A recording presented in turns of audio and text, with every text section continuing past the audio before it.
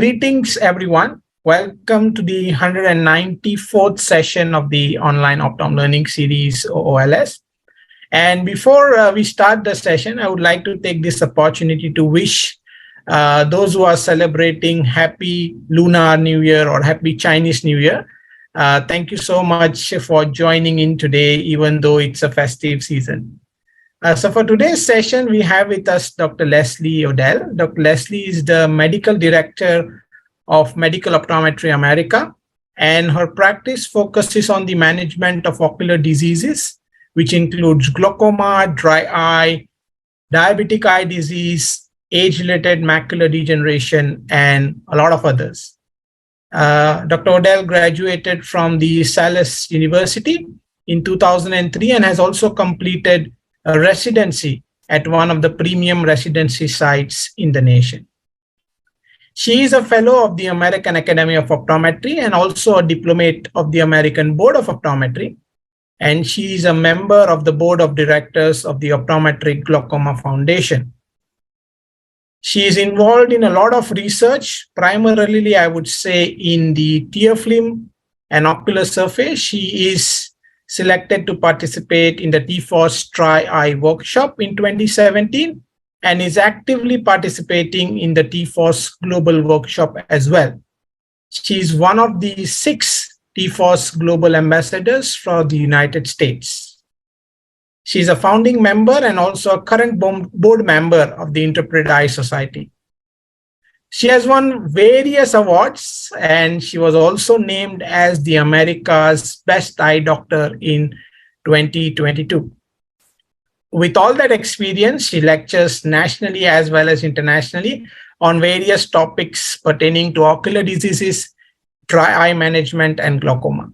So with that experience, today she's going to take us through a very important and I would personally say a neglected topic when you talk to the patients in terms of cosmetics and how it is related to the ocular surface. So welcome, ma'am, onto the platform.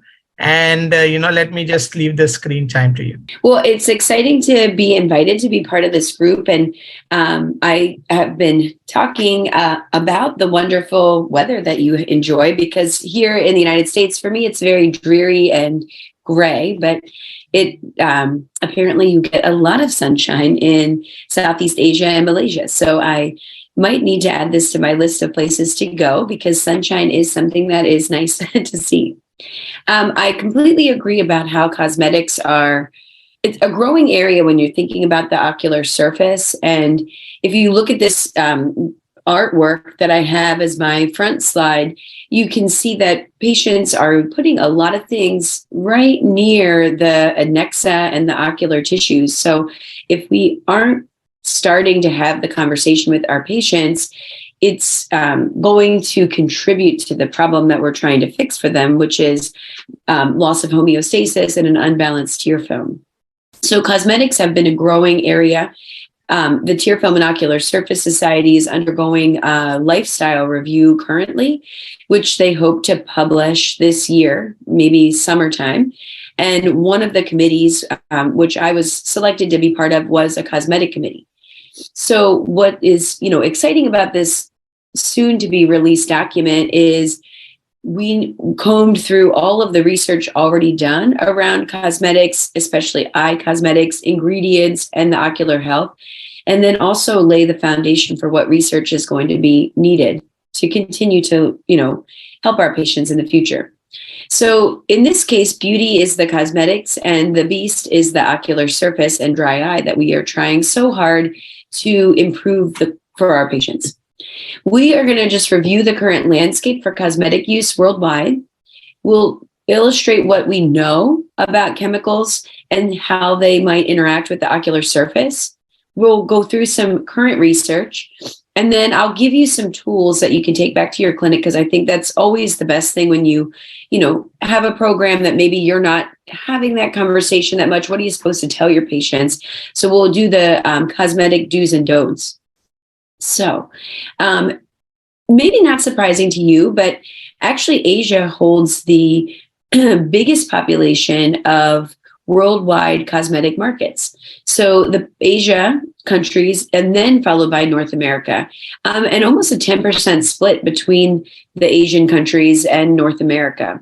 That's then followed by Western Europe, Latino America, Eastern Europe, and then Africa with only 3% of the population. But if you look to North America and Asia, a third of the cosmetic markets are coming from, those two regions. When you do the breakout, because a lot of times doctors will say, they don't wear makeup, they don't know anything about makeup, eye cosmetics in particular, but we're not just talking about eye cosmetics, we're also talking about skincare. And if you look at the product category here on the right side of the screen, 36% is skincare. That's followed by hair care and then makeup. So you do have patients that are using both skincare and hair care, because hopefully you have patients that are showering. And so every one of us comes into contact with a patient that is exposing themselves to chemicals through their cosmetics. And then there is a second trend that is emerging very rapidly across the country and the world, and that is just for consumers to be heavily focused on anti-aging. This is happening at younger and younger ages.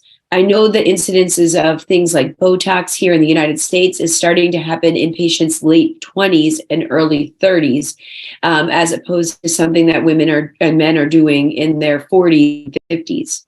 So if the cosmetic industry is a $62 billion a year market, the anti-aging industry is about a $2 billion a year.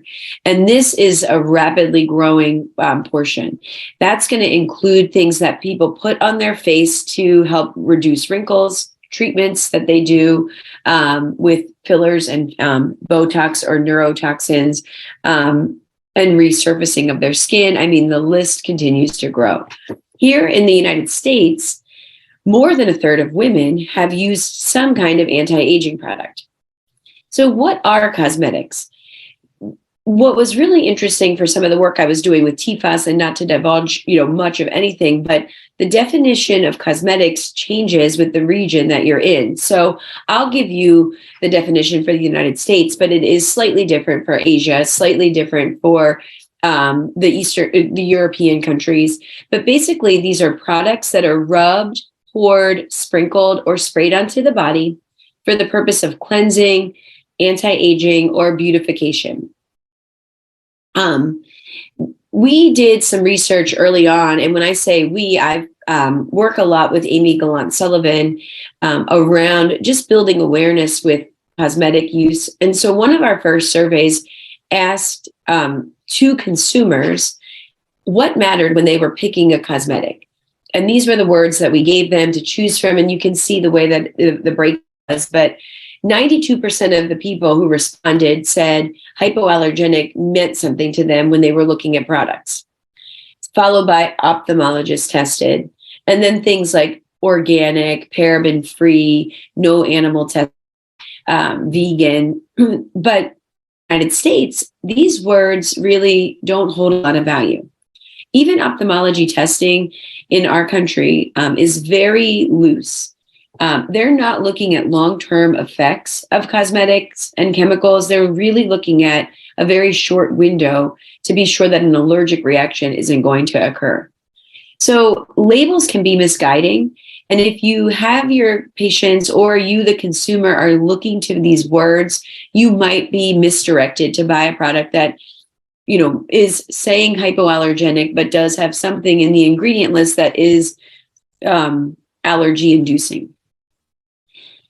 Some of the research here in the United States comes from the Breast Cancer Foundation, because there's a lot of concern around people who have been breast survivors exposing themselves to these chemicals, especially parabens. So many years ago, when we first started this journey, that was where a lot of my research came from, was what was already known from other aspects of healthcare. So this, again, probably does pertain to the United States, but I would argue is something that you would see, especially in your area of the world, because if you're the number one market for cosmetics, you might actually even have more products being used. But it was estimated that the average female used 12 cosmetic products daily, and the average male is using 6. So sometimes in your brains, you might just automatically discount a male patient, and you might even automatically discount a female patient if they come into your office without makeup visible on their face. What I've learned from some of my patients is that they don't often wear their makeup to their eye exams, or what they wear for, going out to celebrate the new year or going out to have dinner with friends might be far different than what makeup they're wearing on a day-to-day basis. So asking them about their habits is going to really help open up the conversation and help you understand what are they doing day to day. But again, these cosmetic products have the risk of being laden with a lot of industrial strength chemicals. And a lot of them, we don't have that proven science to know what's safe and what's not. So if that average female is applying about 12 cosmetic products, that is about 167 different chemicals to the skin and the face in the course of a day. Remember, the skin is your biggest organ. So maybe some of these chemicals are safe in small quantities, but we don't really know about the additive effect and what is too much absorption into the skin for certain things. Again, in the United States, we're really far behind. We have only 11 banned chemicals. So contrast that to the European Union, there's 1,300 banned chemicals. So automatically you can see the standards are much higher. So you could assume that the consumers are a bit safer if they're buying products through the European Union. And in the United States, our laws are extremely antiquated, dating back to 1938 when the Cosmetic Act was first developed.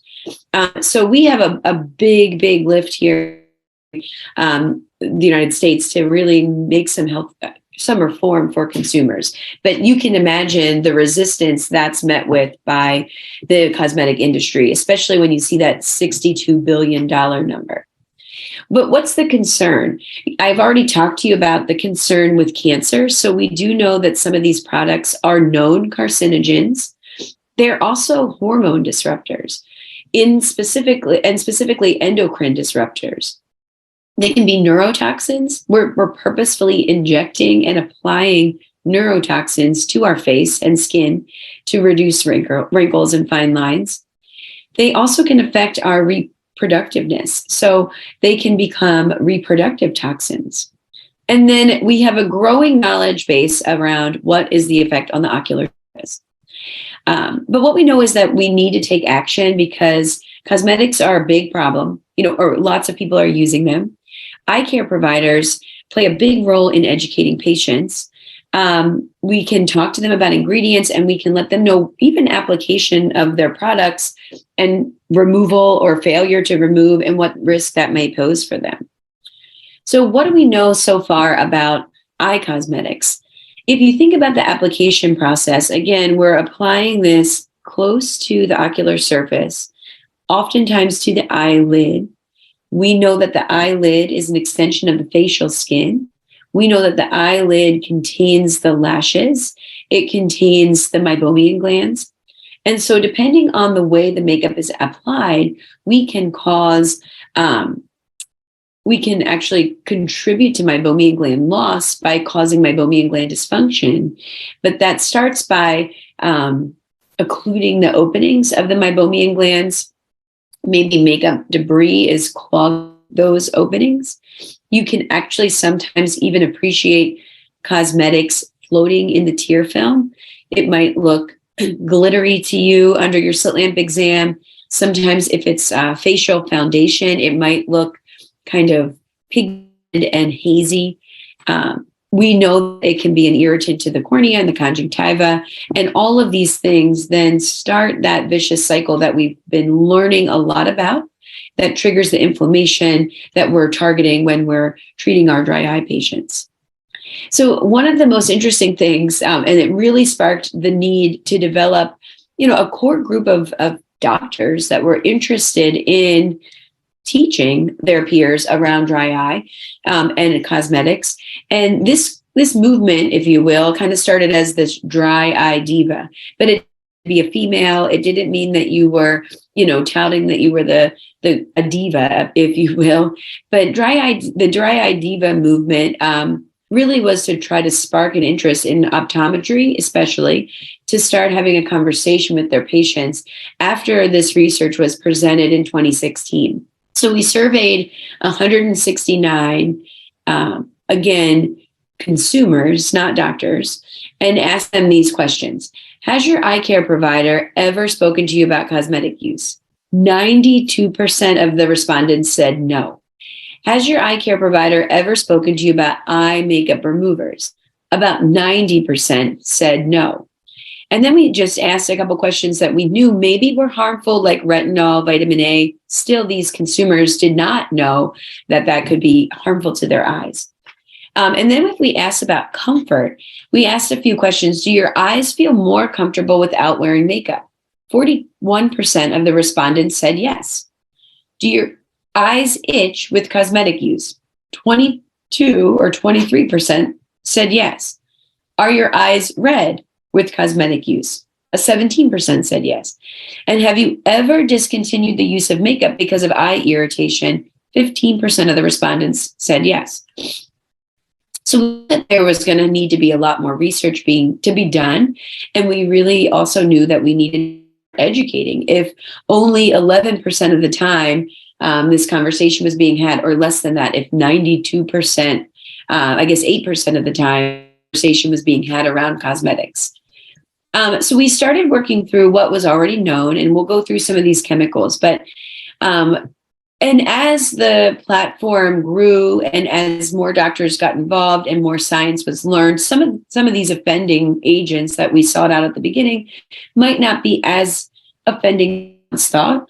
But I will say that a lot of them actually just need more research so that we can better understand if they're an ocular surface offender. The big one, though, that we know a lot about is BAK. I was surprised to see BAK in very high concentration products being used, especially for cosmetic removal. Things like formaldehyde. We'll get to isopropyl clopostonate. Again, the parabens, the phenoxyethanol. A lot of the things that I have on that list are preservatives, because as you have a cosmetic in a bottle applied to the eye, a moist membrane put back into the bottle, there is a high risk for contamination. And so we do need to be thoughtful as to what are we doing so that the consumer is safe. Where these formaldehydes, parabens, phenoxyethanols kind of come into play as a preservative. But formaldehyde is especially concerning because it can be disruptive of a lot of living tissues. It doesn't normally get put on labels as the word formaldehyde. And here's just a few examples. One that I see the most is called Quaterium 15. It's been in shampoos that have been used here in the United States that have caused or hair loss. So there's been major class action lawsuits around products containing formaldehyde. Even that tried and true baby shampoo that was always touted for blepharitis has had formaldehyde in its formulation over the years. But remember that frog in the jar and how formaldehyde was this amazing preservative. If we're constantly having our patients use something with formaldehyde around the lid, we can imagine what that's going to do to the lid tissues, the eyelash, and eventually the ocular surface. One of the biggest areas that you'll see formaldehyde is in eyelash extensions, and we will get to that. Sodium lauryl sulfate is something that suds up a face wash. A lot of face washes really are being applied, in through this region.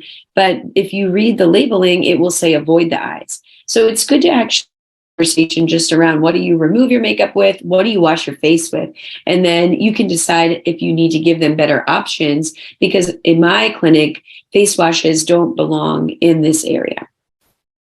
Retinol. So we know that Accutane, or a retinol that is orally taken for acne can cause meibomian gland atrophy. So this is something that is known. In this picture, you can see that my meibography the glands are the black kind of nubs moving across this picture. And there is a lot of atrophy in this patient who was an Accutane user. Unfortunately, with meibomian gland atrophy, we really can just play defense. We can't really improve the gland structure. So we can continue to improve the gland quality and try to assure that that patient doesn't lose more glands, but we really can't reverse damage when it looks like that. And then alcohols is one that I think more research is going to be needed. Alcohol is a great preservative, but also very drying. And that's what you want to be thinking about. So when I'm sometimes at eye conferences, they'll have a back booth that says, like, if you want to get rid of your under eye puffiness, come see us. And those products that really help tighten the skin under here have a topical neurotoxin called arginine. And so Botox in a jar is sometimes more appealing to the consumer than Botox in a needle or a syringe. And so this is just another chemical to be mindful of because it's going to be that neurotoxin. BAK, like I mentioned a few minutes ago, we know our most about BAK because it's a preservative in our eye drops. And we know that we see a lot of patients, especially maybe your glaucoma patients, that have ocular look like this picture. So this patient obviously has grade 3 or 4 keratitis. And this can be the result of BAK. It was once thought BAK needed to be in our eye drops to allow penetration into the tissues. We now know that that's not true. We can get other preservatives that are less harmful to the eye, and we still get good penetration. Here's just a few resources that to keep in mind. Some of them are apps, some of them are websites that are just good because maybe you're busy in your clinic and you don't have time to tell them every chemical to avoid. You can arm your patients with these resources. They can sometimes even scan a product and see what the safety rating is. I will say that none of them are specific to eyes, and that might sometimes make a product that is considered by us to be not safe to not have a bad rating. So educating them just also to some of these main ingredients to avoid is going to also be very helpful. But let's kind of dig into what you want to learn about, which is the eye. So here's a great image given to me by Dr. Justin Kwan that shows the misuse, and maybe not misuse, but how makeup can be on the move. So this patient, I would assume, was applying mascara and an eyeliner to the outside of the eyelid. But remember, the tear film is attracting. So every blink, it's kind of pulling things in from the bottom, anything that's really applied down here, and sometimes the top. And it attracts it right into the meibomian gland or that line of marks. So you can see that in this picture that he shared, the cosmetics have moved and migrated right over top of the meibomian gland orifice. Sometimes for these patients, I will take my debrider or a cotton tip and I'll just wipe that off and show that to them as I'm explaining to them what meibomian glands are and how we don't want to block these glands. So application can sometimes be intentional because there is something called water lining where consumers do intentionally apply eyeliner right across the meibomian glands. And then it can sometimes be non-intentional, but as they wear their cosmetics through the day, this migration effect causes that obstruction of the meibomian glands. So this photo is a good example of this woman is using a heavy amount of eye cosmetics, but you can see how the black leads all the way up to the eye. And that effect is called water lining. And it's always touted in fashion magazines as a great way to kind of highlight your eye. But it's also very damaging to the meibomian glands, continuously obstructing those openings. So I would say, educating the patients around not using waterline is an easy first start. And then when we think about where do cosmetics fit into ocular surface disease and dry eye, we, again, because we're blocking the meibum, see this deficiency in the lipid, which creates evaporation and eventually hyperosmolarity. We see blepharitis. We see changes to the lid flora, And we can see more maybe saponification for some of these patients, but we are really changing that natural flora. We can see allergies. We can see some offense with patients that are wearing contact lenses. Some contact lenses aren't compatible with some of the chemicals in cosmetics. Recently, and I think I have a slide in here, Lyndon Jones had a great article around cosmetic use, especially mascara and eye makeup removers, and how that could change the parameters of contact lenses. We can see inflammation, which eventually could lead to things like infiltration to the lacrimal gland and a low volume dry eye. And then don't forget the conjunctiva tissue and the goblet cells that live there. We can also see offense to that. So when I start my exam, I do always start my exams with my patient's eyes closed. And that's for a few reasons. One, I am looking for blepharitis.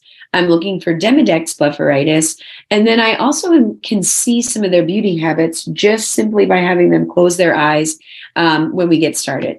So this patient in particular, I like because this patient has collarettes on her lashes, which we know is pathognomonic for Demodex blepharitis. And she also had this kind of grayish blue shadowing, which was permanent eyeliner. So this is another call out to me to be really looking at function of her meibomian glands. You also are going to look at the lashes for extensions. You'll see them quite easily. You'll see the glue cluster jumps right out at you. You might also be looking for things like telangiectasia. I then, after, have my patient open the lid and finish the exam by looking at the bottom lid. And that's a lot of times where I'll see that telangiectasia. You might sometimes also see a capped oil gland, which is a good warning sign that something's going wrong with the meibomian glands.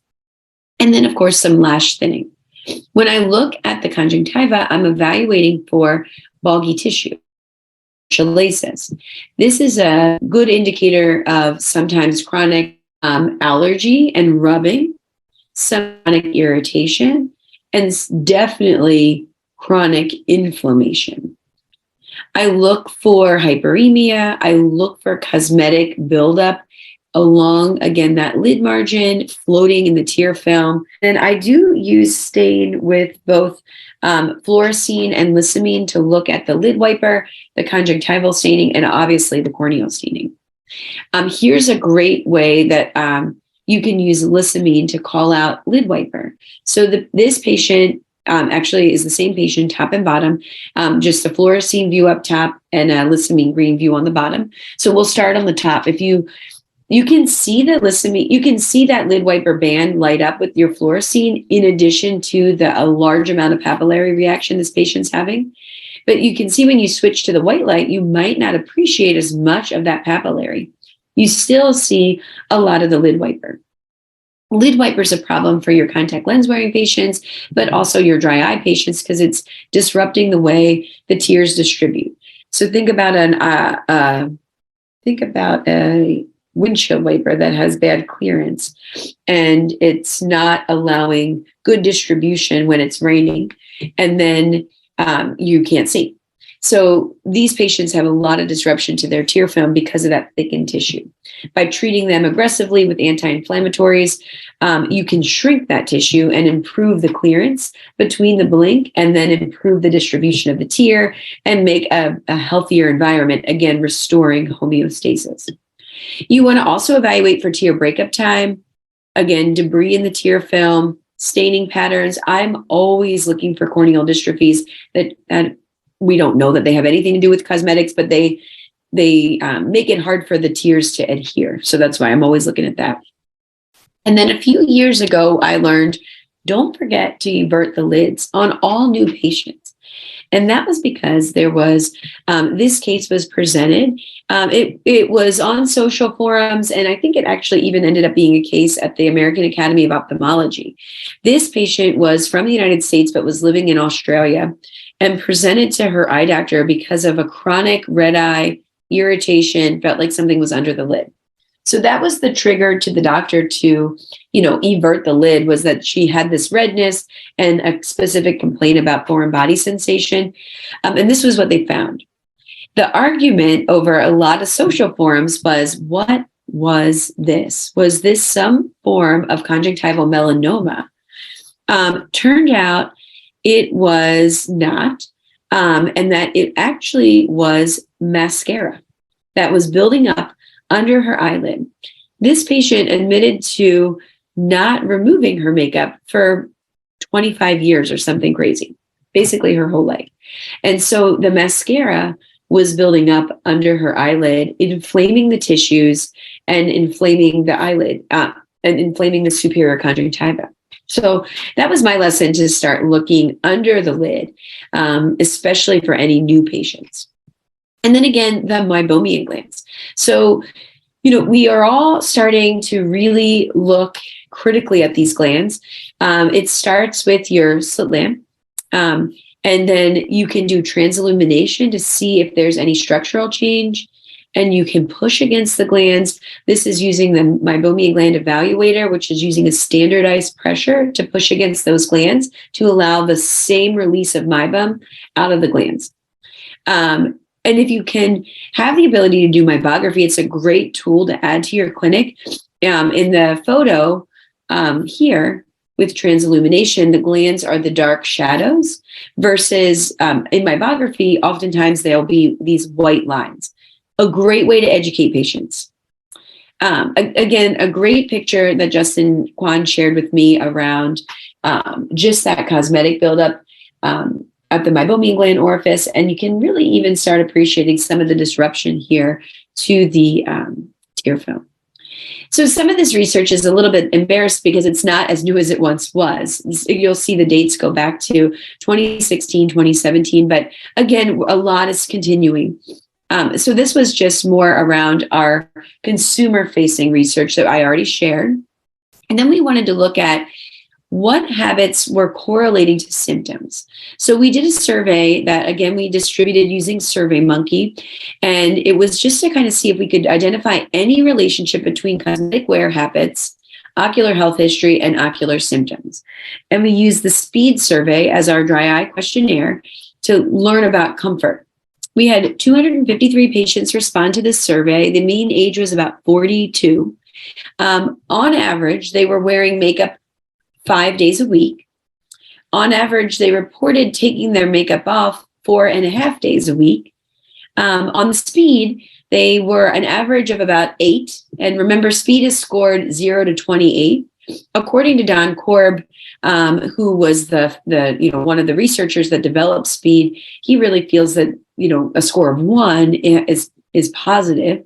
And I think his scale goes 0 to 5 might be mild, 6 to something is moderate dry eyes. Some other doctors that do a lot of speaking, and I've debated this for also, we might use higher numbers even as our entry, but usually 6 or 8 we are thinking dry eye. And those that did not report using any eye makeup, interestingly, had a higher SPEED score than those.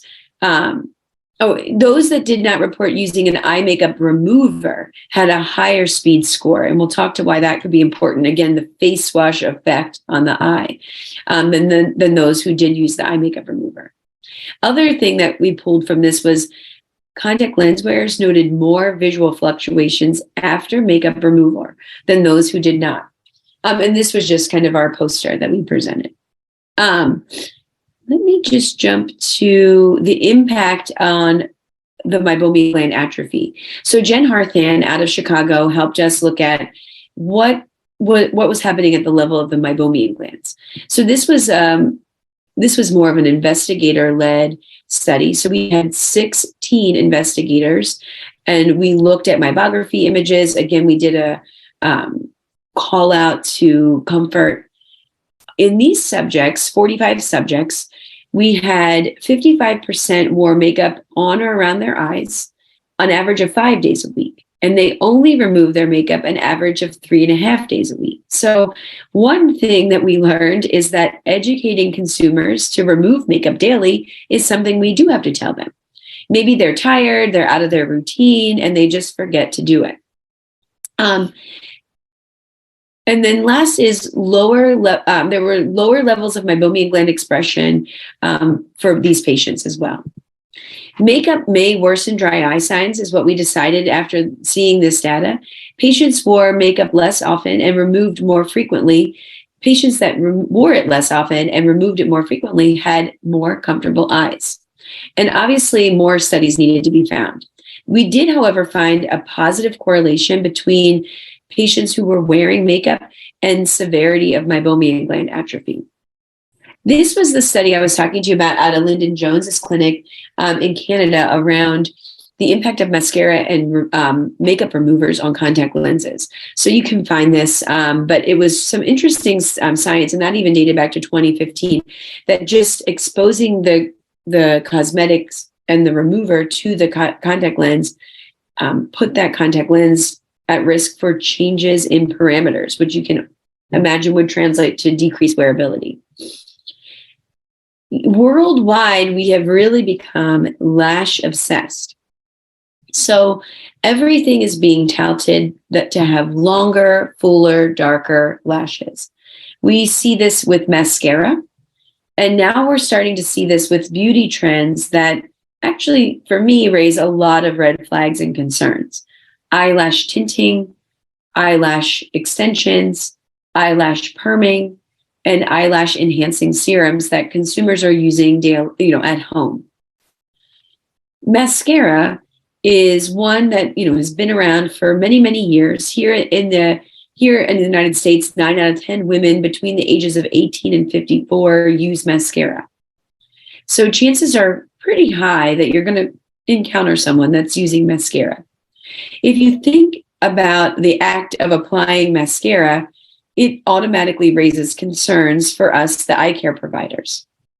You, from the first use, have inoculated your mascara brush and the tube from the flora that is living on your eyelashes and your lid.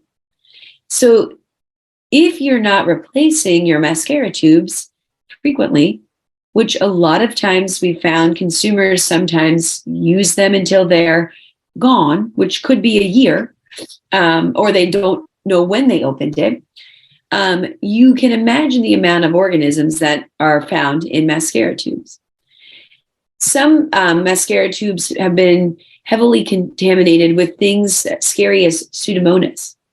So if you have a patient that has ever had a mascara wand-induced corneal abrasion, you do have to be on high alert for some of these scary organisms that can cause severe visual complications if we're not treating early.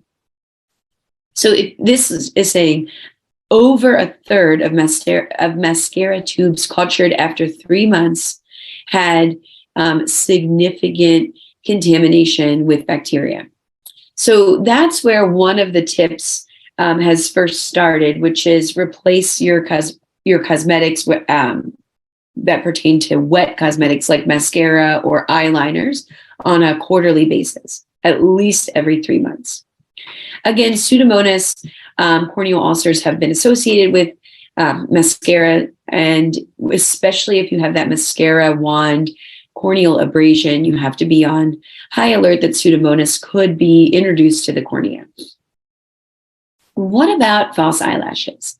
So false eyelashes, and I definitely have some photos to share in some of the slides coming up, but false eyelashes raise the alarm for a lot of things. One is blepharitis. So these eyelashes, and I'll show you how they're applied, are glued to the natural lash or are applied as a strip that's glued to the eyelid, or sometimes using magnets connect to each other. But when you put that on the eyelid and the eyelash, you actually are training the patient to neglect that part of their eye because they don't want to lose these lashes. So oftentimes they won't be cleaning at the base of the lash, and blepharitis is a big problem. Again, glues that affix these with formaldehyde is a concern. And then sometimes the application of the lash, if it's done in a boutique by an esthetician or an eyelash technician can cause chemical irritation. I've had patients that have had chemical conjunctivitis just from the application, and can have sometimes even severe allergic reactions to the glues. So this is actually the patient I was talking about. She was a young woman that was super excited to go to music camp in Nashville, saved up her money, spent $150 to have these eyelashes applied. And actually, when she came in, they were already removed because they were causing her so much irritation. But they took some photos. This was her photo on the top, and then this is my photo on the bottom. But you can see one of the things that I immediately realized why she had so much irritation was they were applied incorrectly. A lot of times they're adhered to the eyelash or on the top. These were applied under the eyelash. So the way the glue was put on, they were immediately clogging the meibomian glands and causing a great deal of problems with watering. Fortunately for this young woman, she was wearing contact lenses. They didn't tell her to remove them during the application process. And I think because of that, it saved her cornea. But she had a quite impressive conjunctival chemical reaction that we had to treat with aggressive steroids just to help reduce the inflammation to the tissues. Needless to say, she ended up at music camp, but just not with those eyelashes. Here's just how false eyelashes can sometimes be. Sometimes we're buying them in the strips and they're glued. You can sometimes buy them in individual clusters that can be, again, glued. And now there's magnetic, which sometimes is eyelash to eyelash, or sometimes the consumer uses a magnetic eyeliner first and then attaches the lash to that. Magnetic eyeliners sometimes are hard to remove, and I've seen some chemical allergy type reaction to the lid margin just from using that magnetic eyeliner. It's big business globally. So these women now and men are getting eyelash extensions, and it's kind of like a repetitive fill. Every 2 to 4 weeks, they're going and just getting ones that might have grown out, reapplied. So now that lid margin is really never getting a break. And they're also spending a lot of money. So they, really want to be protective of these lashes. So this is a photo shared by another friend of mine that does a lot with cosmetics, Dr. Tracy Dahl. And she's out of the West Coast here in the US. But you can see her photo. This is the glue cluster. And then these are the false eyelashes. And these are more individual clumps. This patient, is spending a few hours every 2 weeks having their eyelashes reapplied. Some of her research showed that 73% of patients had ocular side effects when using eyelash extensions. Itching was number one, followed by redness, pain, and heaviness. As you can imagine, you're creating this weight to the lid intentionally. And then things I've seen, which were the contact dermatitis, the toxic conjunctivitis, you could get conjunctival and even corneal erosions and allergic blepharitis. Again, a lot has to do with these chemicals that are in the glues. This is just the technique. Some of Dr. Dahl's photos that I'm sharing with you really are impressive to me. You can just see how labor intense applying eyelash extensions are. This is a great photo that she shared during another lecture we did together that shows the lash extensions here and then where the patient's normal lashes are, but also just the amount of redness that this lid has. So eyelid hygiene is a big problem. Dr. Dahl's also big on teaching us about other trends, which are lash tinting and lash lifting. So basically now we want that perfect curl to our natural lash. If we are saying eyelash extensions might be harmful or we might have a sensitivity to the glue, what if we just permanently curled our own? So these are perms, which have a lot of awful ingredients and pose a big, big concern for ocular health. They contain things like hydrogen peroxide being applied this close to the lid, this close rather to the adnexa and the ocular surface. Eyelash tinting with hair dye is also on the rise. And again, a big concern, because from my understanding, here in the United States, part of why the cosmetic rules began was because hair dye that was used on an eyebrow caused a bilateral chemical conjunctivitis and corneal injury that left a woman in the 30s bilaterally blind. But here we now are using hydrogen peroxide and ammonia and dyes right near the eyelash and again the ocular surface to tint them. So it's good to know these trends so that you can talk to your patients about it. Permanent makeup, I've definitely had patients that say if they are irritated by makeup, they want to have this tattooing done. Or I've found that there's certain types of my patients that prefer this. Like I have patients that do a lot of water sports. They do synchronized swimming and they want to have that makeup that's not running when they're in pools. So this is what it will look like under your slit lamp exam. Usually you'll be able to see it. And a lot of times these consumers are happy to share, they're kind of excited by it. This is just a good example of the tattoo pigment visible on a meibography scan, and also the atrophy. And we think it's because of the tattoo effect causing gland obstruction, which then led to atrophy of the gland. And now here in the United States, and I think globally, eyelash growth serums are, again, a growing thing. We have over-the-counter products, we have prescriptive products, but what is the risk with these products? One of the things I learned early on in learning about cosmetics was the eyelash was supposed to be a certain length, and that's 1/3 your width of your eye, because it actually helps deflect wind, dust, allergies, so that your eye's protected from the environments it's in. So as you naturally have a longer lash, you're more at risk for things like allergy and probably evaporative dry eye. I borrowed this photo from a friend of mine that actually sells an over-the-counter lash growth serum, and they were excited to show the before and after effects of how amazing this patient's eyelashes grew. So you can see really the call out to this natural anatomy slide when you take a look at this next photo. So the top picture, before her lashes were altered, she looks like that perfect environment, deflecting the wind, the eyelash being a good protector. And then notice as her lashes increase in length and probably get lifted a bit, that now more of the ocular tissues are exposed.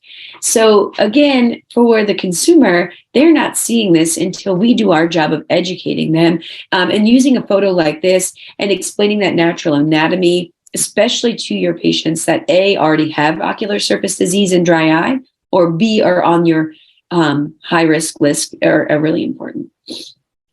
A lot of these products have synthetic prostaglandins, usually under the term isopropyl chlorprostinate, and I have it on this slide here. So now we see that we have eyelash growth serums over the counter. They're not being regulated like the one here that we have, Latiste. And they're not being packaged to educate consumers to know the side effects. Dr. Dahl did a poster in 2020 that looked at people who were using eyelash growth serums. She surveyed 154 eyelash growth serum users to see what were some of the side effects. 43% of these people who responded stopped using the product because of eye irritation. And some of the big side effects that were pulled out were burning, stinging, itching, pigment change to the eyelid margin, eyelash loss, deepening of the sulcus, and again, the fallout of the eyelashes. When you see this list, if you remember what we learned about prostaglandins with the introduction of our glaucoma drops, it's not surprising those complaints, because prostaglandin-associated periorbitopathy is a real thing. I have a patient here who I was sent that was being treated for glaucoma for many years by an outside provider. I get her as a dry eye patient and immediately see all of these side effects with that real deep sulcus. You can tell the ptosis that she has because of that shrunken fat. You can also see the redness to the lid margin in her case. And then sometimes they'll lose the fat here, which can also be disruptive. So starting the conversation, we know we have to do better. So the first thing that you can do is just talk to your patients about how are they applying makeup? How are they removing makeup? Are they removing their makeup? This is an example of that patient I was talking about earlier, that I used my golf club spud to remove that buildup that was kind of hanging out on the meibomian gland orifice. And then I can show the patient that buildup. Now I have a slit lamp camera that also makes that a little bit easier too. This patient was seen for me by dry eye, and she was doing waterline. So I took this photo with my LipiView 2 to show how she was waterlining. She was doing that probably since she was 16, and she was in her 40s at this time.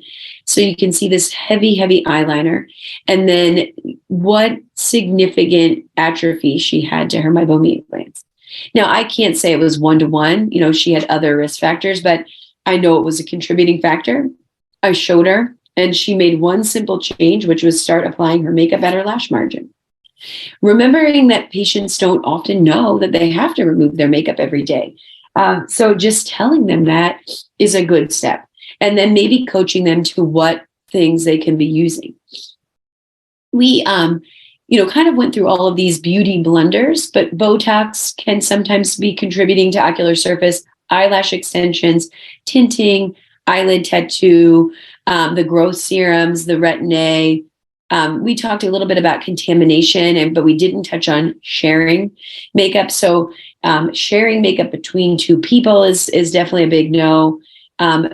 Beauty counters and makeup counters are heavily contaminated. So I would definitely encourage consumers not to be spending time in those places.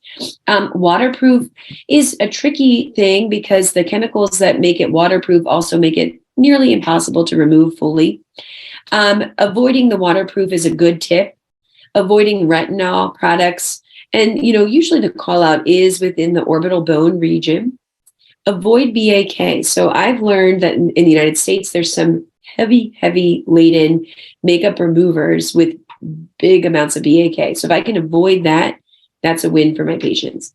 Avoid applying to the waterline and avoid Botox in areas that are going to affect blink rates, maybe. So, I do try to counsel against the crow's feet. I'm okay with the 11s and obviously the forehead. Anti-aging, we do have to be aware that anti-aging is this growing part for patients. There's some funny beauty trends that go back to the 60s and 70s where they used preparation H because it was a constrictor. I think it has phenylephrine in it to help with under eye bags. So you got to just ask what people are doing to try to lessen under eye bags. The other one is dark circles, which a lot of times is really just the anatomy of that orbital tissue. And no matter what they apply here, they're not really going to lessen the effect of the dark circle. On the never list is never share. Never use products not intended for your eye or your eye. So there have been reports of Sharpies being used as eyeliner. Don't alter products with heat. Don't moisten products with drops or saliva, because it's going to increase the contamination. And because of the risks with mascara wands, especially, don't apply while moving. That could be in your car, a train, a bus, look around, you'll see somebody doing that when you're traveling. How can we tell our patients to wear cosmetics without the risk? If you're using a pencil eyeliner, sharpening it between uses, replace those moist cosmetics monthly, remove daily, and clean your makeup brushes. I use hypochlorous acid spray cleansers to help my patients clean their makeup brushes. I don't clean them. I tell them to do that. And that's because I've had some really horrific allergic dermatitises that didn't get better, kept getting worse, kept flaring, and we learned that it was from their dirty makeup brushes. So that's something you also want to remember. Fortunately, there's a growing list of products now, one of which I was part of the launch with Eyes Are the Story. And it's one of the only eye cosmetics developed for our patients with sensitive eyes, contact lens use, ocular surface disease, and dry eye that is available globally. So it's now in multiple countries. It started here in the United States, but Eyes Are the Story is a great resource. What they have is a mascara that comes in 3 tubes, which is considered to be a 1 month or maybe a quarter use. So you really reduce the rate of contamination because the tubes are these mini tubes. They are built to last about 10 to 15 days. Well, I think that is going to wrap it up for me, which is perfect timing so that we have a little bit of time for any questions that you may have. I want to leave this slide up while we do that because it's a great way to get in touch with me. Actually, Instagram now also uses this Dry Eye Diva handle. I sometimes am on Twitter still. And then most easily, if you have questions, you can get me through my email.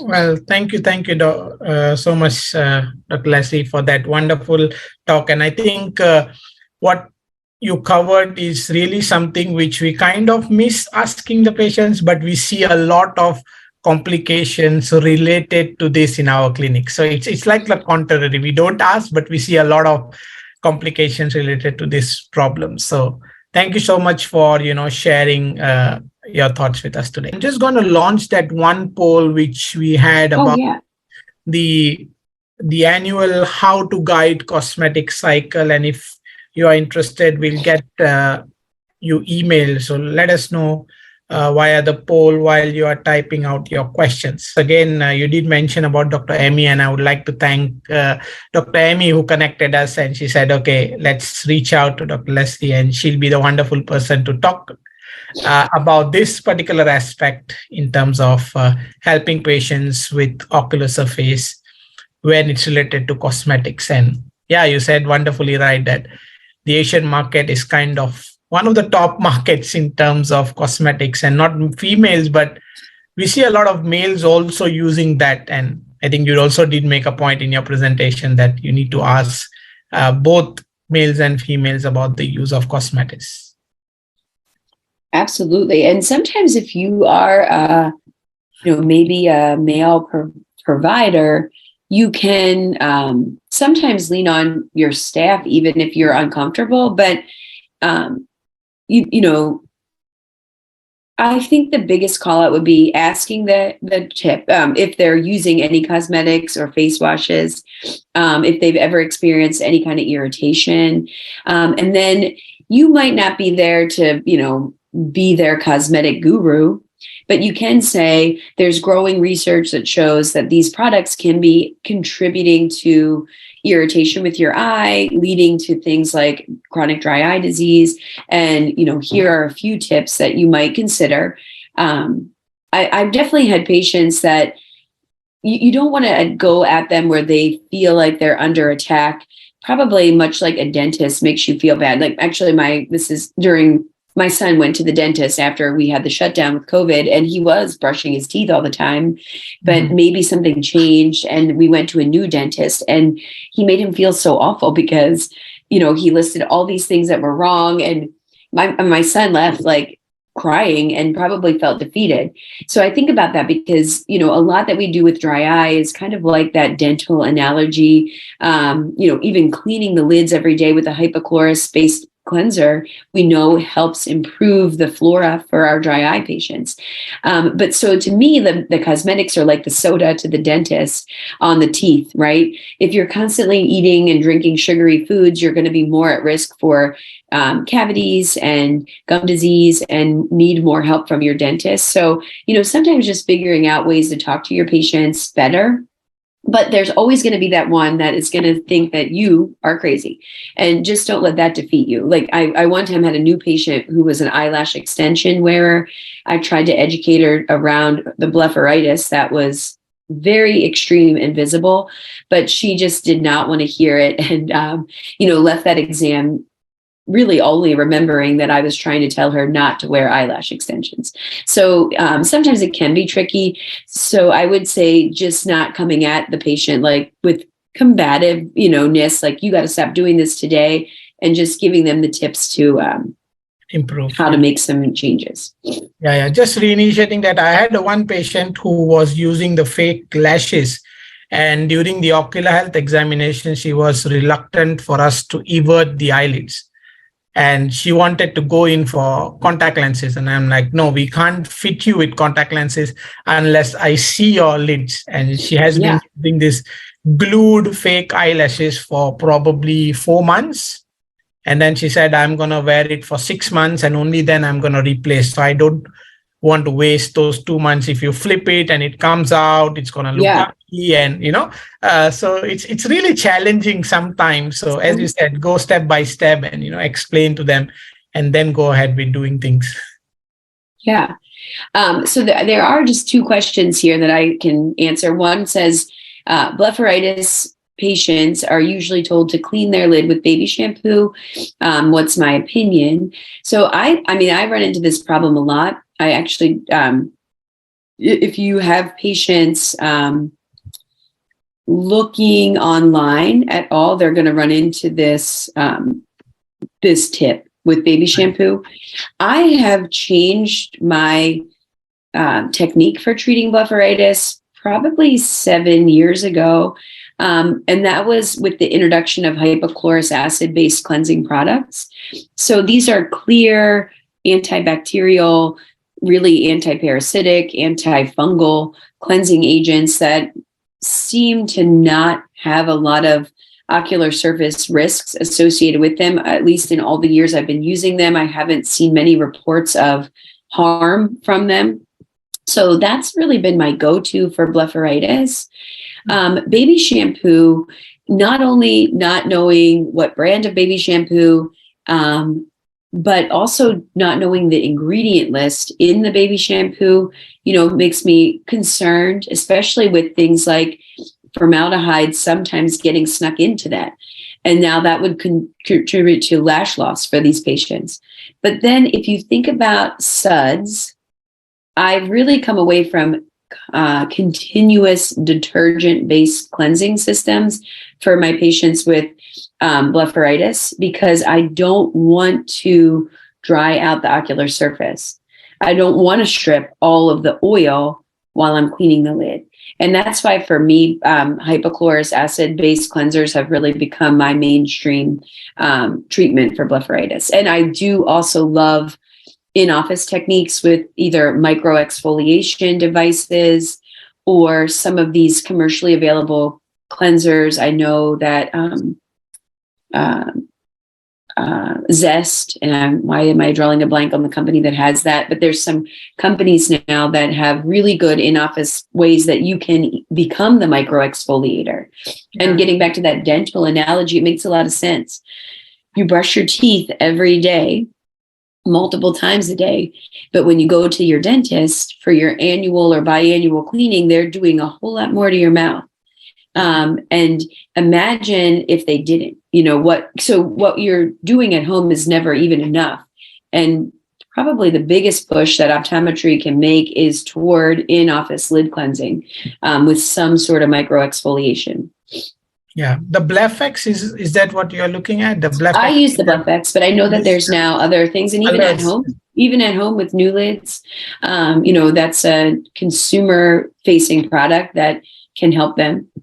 Yeah. So do you think instead of advising patients with the baby shampoo thing, lid wipes would be something which we can look at as well?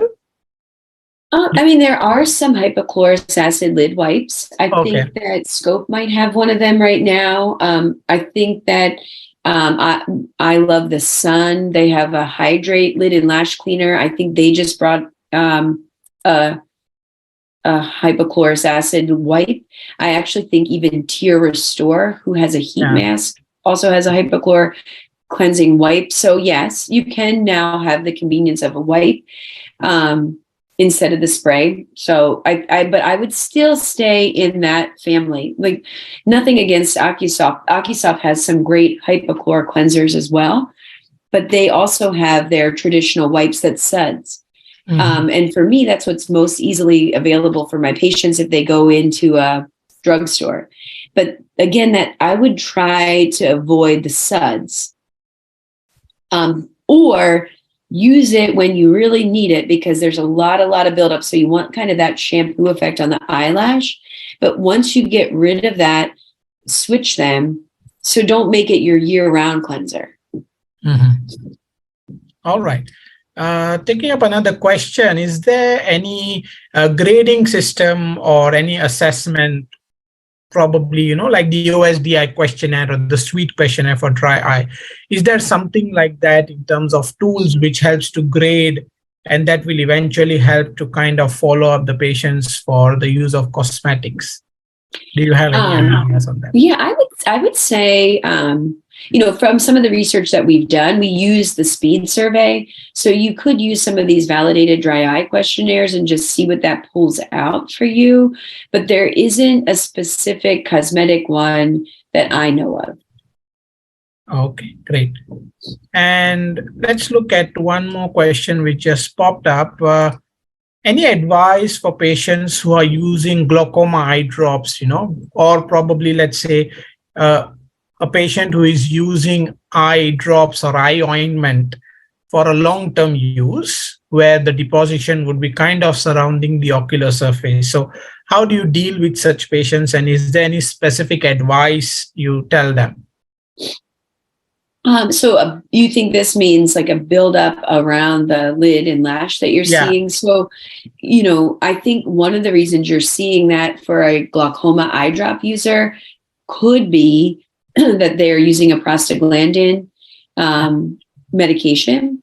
So there's now a lot of research that shows prostaglandin class glaucoma medications, especially those preserved with BAK, carry a very high risk for meibomian gland dysfunction. I think 92% risk. And combine that with just blepharitis, because a lot of times meibomian gland dysfunction and blepharitis, you could think of them as one and the same, posterior versus anterior blepharitis. So I think we do see a lot of buildup in the lid, a lot of redness in the lid, a lot of stasis to the meibomian glands in our patients using these glaucoma drops, just simply because of the active ingredient. Fortunately, there is some research that shows if you transition to a PGA that is not preserved with BAK, you can help. And a preservative-free one, even better. So there are some of those available with Zioptan. There's some, newer ones that have alternate preservatives, and we actually might vary in what we can use, from your side of the world to mine. But that's one thing. The other thing would be addressing the blepharitis, right? So see if you can make it, before you switch out the med, address the underlying disease with blepharitis and see, can you impact it? If you can't, then you might want to start thinking about changing out the, because you're constantly fueling the fire, if you will, with certain medications. So that might be where you want to switch class of drug to something else, even if you are moving them from 1 time a day to 2 time a day. But it's definitely a tricky, blepharitis is a big problem for our patients. And then think about if you're using the PGA again and you're increasing the lash length. Now you're actually getting more debris build up in the lashes because they're doing their job, which is to catch things so they don't fall into your eye. So I think just, again, in office, as much as you can do to descale and debulk, and then sending home with cleansers that are going to help them keep doing that at home. Wonderful. Great. So I think with that, we have taken, all the questions which came on the chat. Thank you so much. Once again, Dr. Leslie, for joining us today and sharing all the important information, which I think we can always use that tomorrow itself when we go into the clinics, because this is so really important and this is the need of the hour. So thank you so much for doing that for us. Well, I really appreciate the invitation. So thank you. Most welcome. We do have session planned over the next coming weeks, so stay tuned onto our emails and social media channels. We will be sharing the details of the upcoming session. Until then, take care, be safe, and hope to see you in the next session. Bye-bye. Thank you, ma'am. Have a good day. Thank you. Yeah. Bye.